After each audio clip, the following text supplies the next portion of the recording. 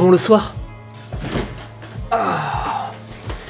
Bon, aujourd'hui on se retrouve pour une vidéo où je vais vous parler du workflow d'une modélisation 3D. Ça commence à m'énerver parce que ça fait 3 fois que je tourne cette vidéo et à chaque fois que je finis de la tourner, j'apprends de nouvelles choses en cours qui fait que je dois recommencer à zéro. Et à chaque fois je remarquais aussi que la vidéo traînait un peu. Donc cette fois j'ai décidé de faire une vidéo assez courte et on va vite rentrer dans les sujets importants. Donc sans transition, le concept art.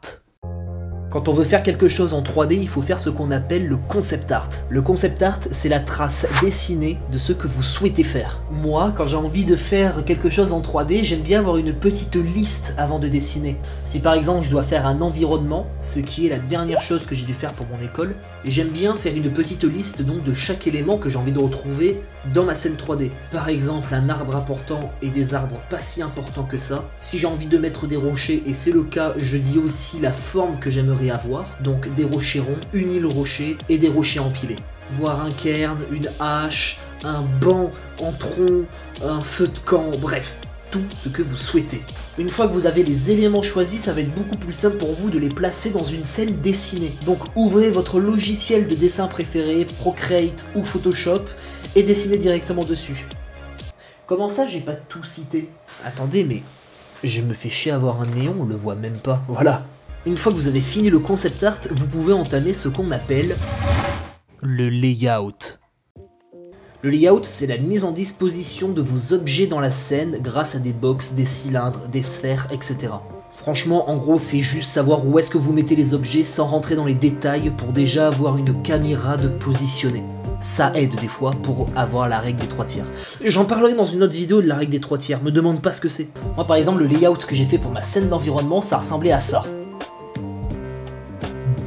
Une fois que vous avez fini le layout et la mise en disposition d'une caméra, vous pouvez directement passer à la modélisation. Avant de commencer la modélisation, ce que je vous conseille, c'est de créer 2 dossiers. Un dossier WIP et un dossier Finished. En gros, comme son nom l'indique, dans le WIP, donc le Work in Progress, vous allez mettre tous les fichiers de modélisation. Donc en gros, il y aura un fichier par objet. Je vous conseille de le faire sur un fichier seul, comme ça il n'y aura pas de lag, vous pourrez travailler dessus tranquillement. Franchement, c'est la meilleure des possibilités, et en plus de ça, vous serez organisé. Si vous ne travaillez pas tout seul, avoir un fichier par objet, c'est le must. La modélisation, c'est rentrer dans les détails. C'est-à-dire que vous allez commencer à faire la forme générale sur un truc très low poly. Donc le low poly, c'est quelque chose qui n'a vraiment pas beaucoup de polygones.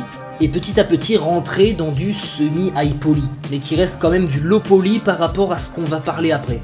C'est-à-dire que sur ma hache, je vais rajouter vite fait un peu de bevel. Le bevel, c'est arrondir les coins. Voire des fois smooth les edges. Et donc smooth, ça se réfère aux autres vidéos dont j'ai déjà parlé avec la règle des 3 points. Franchement, regardez-la si vous l'avez toujours pas vu. Il y a 2 possibilités pour travailler sur un objet. La première, c'est fainéant, c'est-à-dire vous avez vraiment votre objet fini et ensuite vous l'unwrappez et vous l'exportez tout accroché. Et ensuite vous avez une technique un peu plus professionnelle où vous allez avoir votre objet, vous allez l'unwrapper et ensuite chaque pièce de votre objet vous allez les séparer. Par exemple pour la hache, je vais avoir la tête de la hache et le manche qui vont être séparés. Ça va me permettre quand je vais faire du sculpte de ne pas empiéter sur les autres objets. Et en plus de ça, quand je vais passer sur le logiciel des textures, à faire en sorte qu'il n'y ait pas de réel problème d'emboîtement. Si je peux vous conseiller quelque chose en fait, faites les unwrap avant de faire tout ce qui est chamfer, smooth, bevel, etc. Ce sera beaucoup mieux, vous me remercierez. Parce qu'en fait, vous avez moins de polygones, c'est beaucoup plus simple d'unwrap quelque chose qui est carré que quelque chose d'arrondi. Une fois que vous avez fini la partie de la modélisation avec le bevel, le chamfer et le smooth, vous devez vous attaquer à la partie que je préfère le plus en 3D, la correction de la topologie. C'était du sarcasme. Bon, je vais être honnête avec vous, je ne peux pas me permettre de répéter à chaque vidéo ce qu'est la correction de la topologie. Donc franchement, s'il vous plaît, regardez ces 2 vidéos qu'il y a là. Au secours, voilà, mes doigts, ça se voit mieux comme ça. Alors, petite voix off, juste pour vous dire, quand vous avez fait la correction de la topologie, n'hésitez surtout pas à retourner sur vos unwrap, voir si ça n'a pas foutu le sbull. Si ça a foutu le sbull, eh ben vous devez le refaire.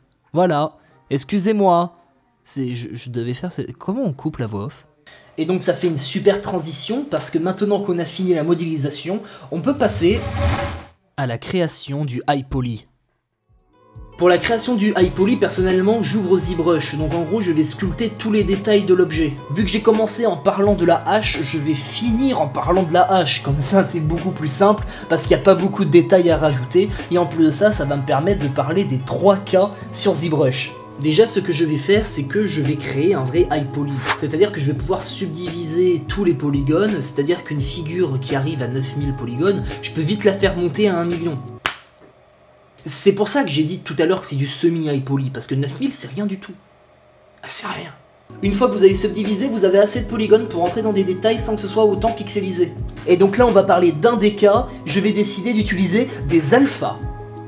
Les alphas ça pourrait être une vidéo à part entière, donc je vais pas rentrer dans les détails. Souvenez-vous juste que c'est une map monochrome en noir et blanc, tout ce qui est blanc ça ressort, ce qui est noir ça ne ressort pas.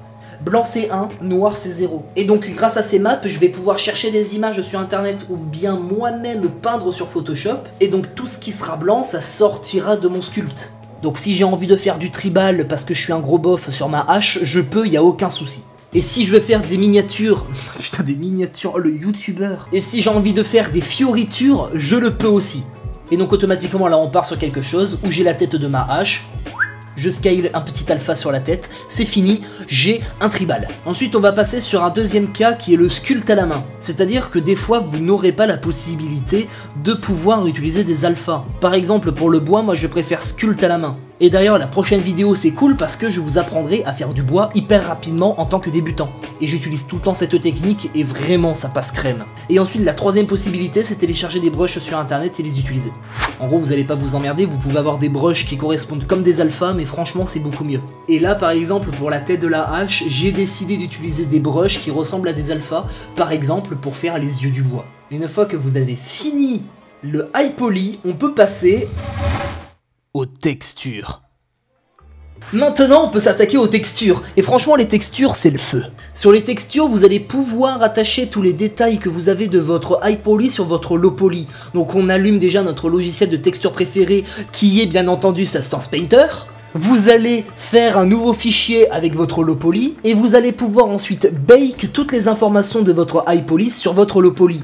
Donc vous avez un objet avec très peu de polygones mais avec beaucoup de détails. Je ferai aussi une vidéo spécialisée dans les textures, excusez-moi si je ne rentre pas dans les détails, je fais juste une vidéo sur le workflow si jamais vous vous demandez comment moi je travaille et comment on m'a appris qu'on travaillait. J'espère qu'on fait comme ça au milieu professionnel. Excuse-moi Rémi. Une fois que vous avez fini les textures, vous pouvez les exporter. Et une fois que c'est exporté, on peut directement passer à l'assemblage des textures sur l'objet. Pour faire simple, il y a plusieurs systèmes de rendu différents. Moi personnellement j'utilise V-Ray et Arnold. Et chaque système de rendu en fait a sa propre façon pour appliquer des textures. C'est pour ça que je ferai une vidéo à part où je vous expliquerai comment mettre des textures Substance sur Arnold et sur V-Ray. Excusez-moi, je ne peux pas me permettre de le dire ici. Juste, vous mettez les textures sur votre objet. Sinon, attendez dans 2 semaines. Le flouze.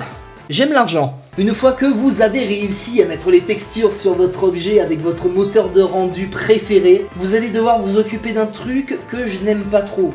Et ça, c'est pas du sarcasme. Mais bon, on est obligé de passer par là. Les lights. Pour faire simple dans un studio, on utilise 3 types de light. La première light, elle s'appelle la key light. C'est la lumière qui va englober votre personnage principal. Pour moi, c'est ma lampe de chantier.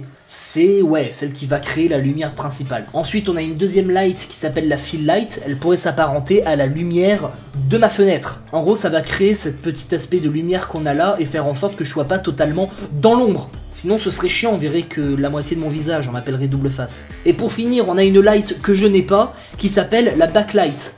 C'est une light en fait qui sert à créer les contours du personnage, ce qu'on appelle les rim lights. Ce qui est dommage vu que moi je n'en ai pas, c'est que là sur mon manteau c'est très plat. Mais en gros on aurait une petite lumière ici sur tous les rebords qui permettrait de créer l'apparition des plis. Comme ce qu'on peut voir vite fait ici là, qui est plutôt stylax, on va pas se mentir. Mais voilà, sur votre objet c'est pareil, vous avez besoin d'éclairage studio. Et sur la plupart des objets que vous allez mettre dans une scène, de toute façon, vous aurez des lumières qui seront directement mises sur votre objet. Bon, j'espère que j'ai à peu près parlé de tout ce que je voulais. Je ne vais pas vous mentir, la façon dont j'ai tourné cette vidéo, c'est une façon dont je suis beaucoup plus à l'aise.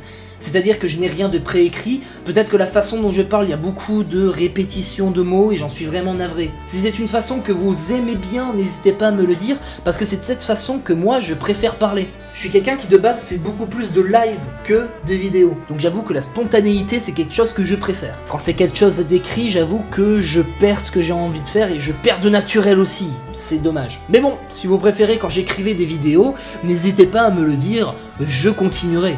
Tant pis pour l'authenticité.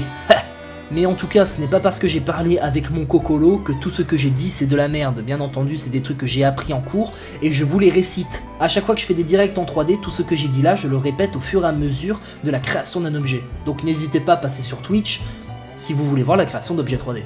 En plus, ce qui est trop cool, c'est que là, je suis enfin en grandes vacances, donc ça va me permettre de vous sortir plein de vidéos chaque semaine avec des thèmes dont j'ai déjà des idées, je vais pas vous mentir. Là, je vous ai déjà parlé comme quoi j'avais des vidéos sur les textures pour vous importer des textures dans tous vos moteurs de rendu. Enfin, surtout Arnold et Verret, en fait, c'est le seul que je connais.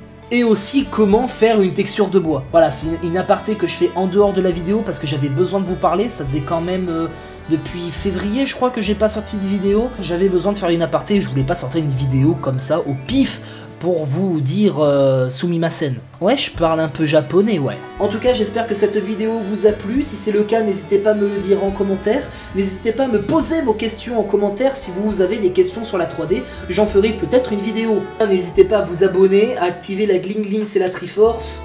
Et sur ce, portez-vous bien, c'était Dapestorm. Et n'oubliez pas, j'aime l'argent.